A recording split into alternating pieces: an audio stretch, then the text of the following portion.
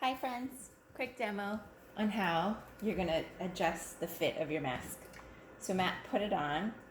Hi Matt. Hi. And the wire goes along the top of your nose, and then I'm going to return for you. And you'll have your two straps. The bottom strap is at the nape of your neck, and your top strap is going to probably be most comfortable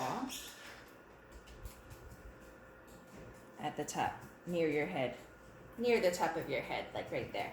So each of the straps has two beads, and you're gonna adjust it to fit comfortably so that it doesn't slide too much or feel too loose up in the front.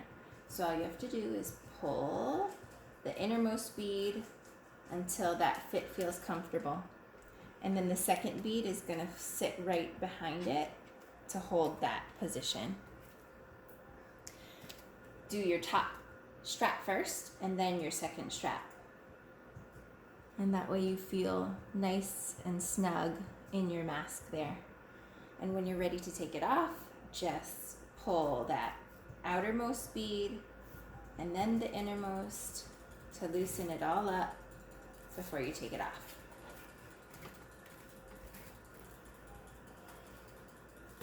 Voila!